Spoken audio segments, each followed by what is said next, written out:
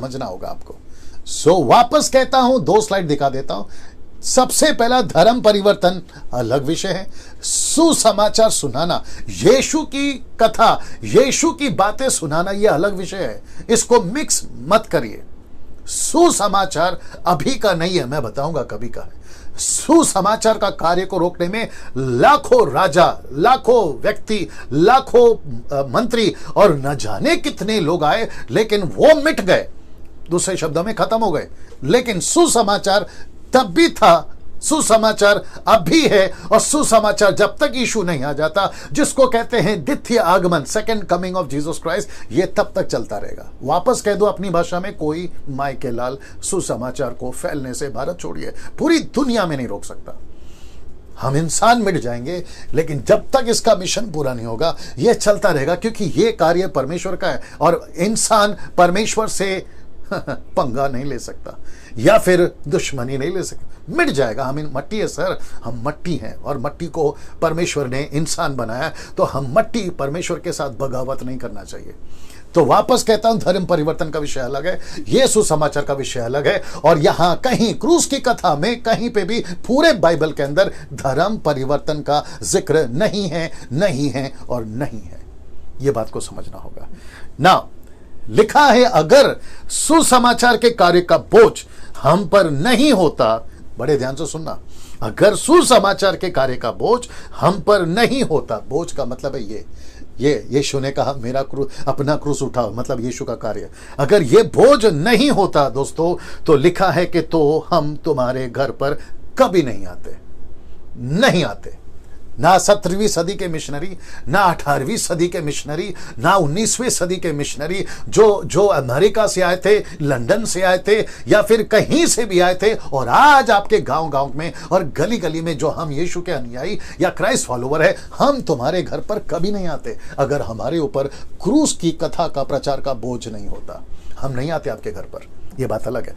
दूसरा, इसको देखिए, और तुम्हारी गालियां, मार और धमकियां तो दूर की बात है। ये तो दूर की बात है। आप जो धमकियां देते हो ना, आप जो मारने की धमकियां देते हो, गालियां देते हो ना फेसबुक, ऑनलाइन पे, और न जाने कहां कहां, ये तो दूर की बात हो जाती फिर तो। समझ में आ रहा है?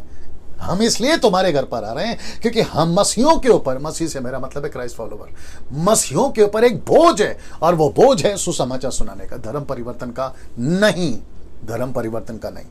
अब इसको देखिए, मत्ती की किताब उसका 28 का अंडरलाइन किया या हाईलाइट किया है, लिखा है कि जातियों में जाओ। अगर ये जातियों में जाओ, डैनियल राज को अगर ये मिशन नहीं मिलता, डैनियल राज जैसे लोग, यानी कि हम मसीह लोग, आपके घर के दरवाजे पे कभी नहीं आते। जी दोस्तों, आपने ठीक सुना, हम नहीं आते।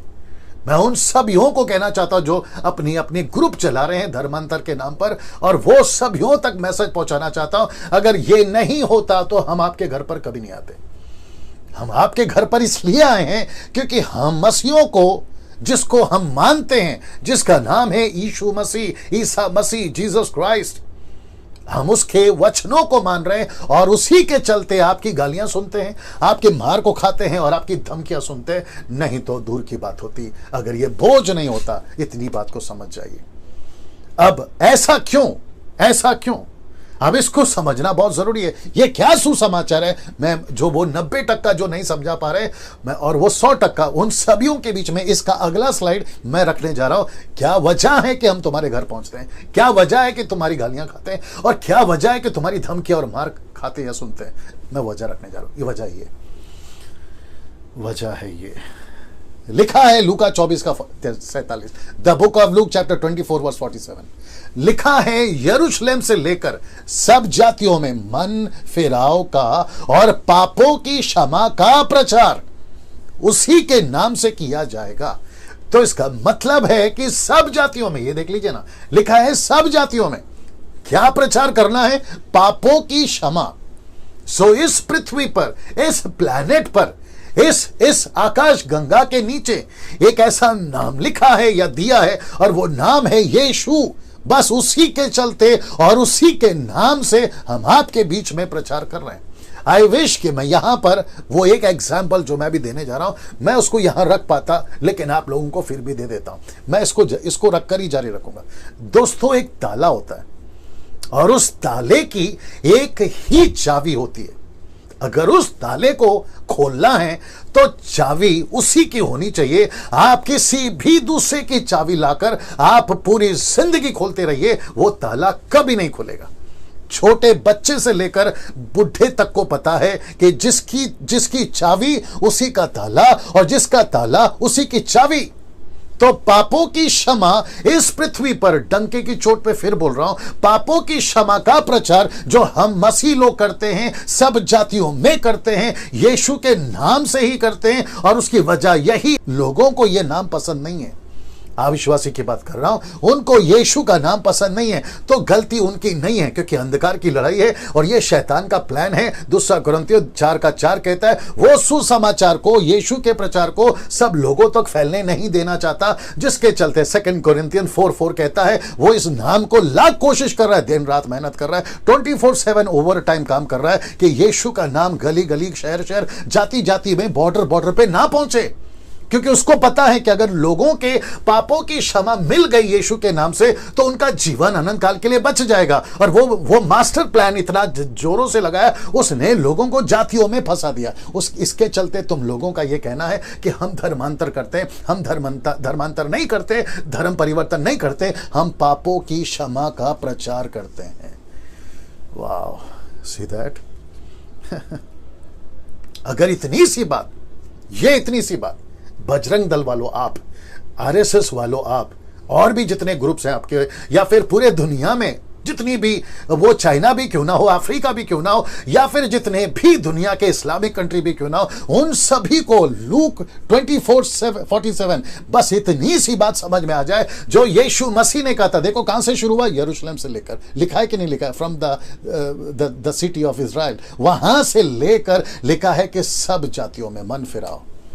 हम इस मिशन पे हैं सर, हम इस मिशन में, और जिसके चलते हम तुम्हारी गालियां सुनते हैं, जिसके चलते हम तुम्हारा मार खाते हैं, और जिसके चलते हम तुम्हारी धमकियों को सहते हैं, अगर ये क्रूस की कथा का बोझ हमारे कंधे पे नहीं होता तो ये तो दूर की बात थी सर। जवाब तो हमको भी देना आता है, ये तो दूर की बात थी। अगर इशारा समझ में आ रहा है तो समझने की कोशिश करिए, लेकिन हम चुप क्यों हैं? इसी की वजह से हम तुम्हारी गालियां धमकियां क्यों सह रहे हैं, इसी की वजह से। अगर ये नहीं होता ना दूर की बात थी। फिर तो बात को समझिए।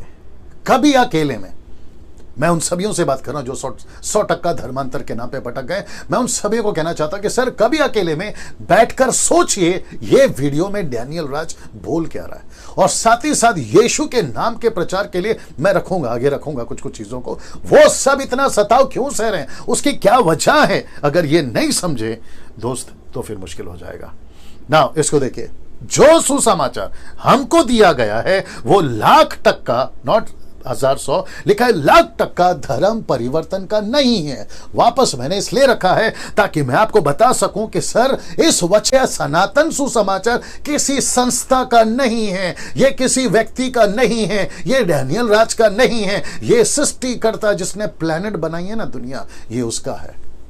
आप हमको रोक सकते हो, आप हमको मार सकते हो, चर्च को जला सकते हो, बाइबल फाड़ सकते हो, आप पास्टरों को तकलीफ दे सकते हो, गांव से निकाल सकते हो, XYZ, लेकिन परमेश्वर को कैसे रोक लोगे यार? जब ये नहीं रोक सके अच्छे पहली सदी से 21st सेंचुरी में, तुम क्या रोक लोगे? तुम क्या रोक लोगे? वापस कहता हूं, बड़े ध्यान से समझना। आप दो तरीके से बात को समझिए, या तो परमेश्वर के इस बड़े मकसद को समझो, या तो शांत रहो, या तो शांत रहो। ये दो चीजें होंगी अगर शांत नहीं रहे, या तुम खत्म हो जाओगे या तो बदल जाओगे यीशु मसीह में। जी, इतिहास गवाह है, इतिहास गवाह है, जितनों ने भी इस सनातन सुसमाचार के विरोध में अपनी आवाज उठाई है, इसके विरोध में जितनों ने अपने हाथ उठाए, इसके विरोध में जितनों ने अपनी जिंदगी उठाई है, उनका अंजाम आप लोग खुद स्टडी कर लीजिए, आप लोग को पता चल जाएगा। आप लोग खुद स्टडी करिए। तो वापस कहता हूं कि यह धर्मांतर का चक्कर नहीं है। आपका धर्म आपको मुबारक। तुम हिंदू हो, बने रहो, हमको कोई दिक्कत नहीं है। तुम मुस्लिम हो, बने रहो, हमको कोई दिक्कत नहीं है। तुम बुद्धिस्ट हो, पारसी हो, यहूदी हो, आप जो भी हो, बने रहो, आपको मुबारक।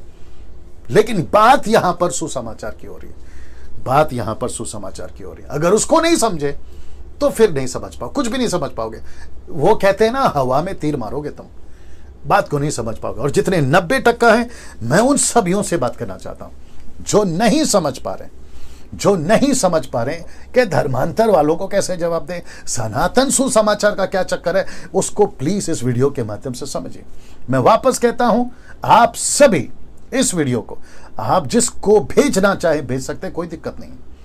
और वो सभियों को मैं कहना चाहता हूं कि सर, हम धर्म परिवर्तन के खुद खिलाफ है, हम खुद उसके खिलाफ है। क्योंकि यहां चक्कर धर्म परिवर्तन का ही नहीं।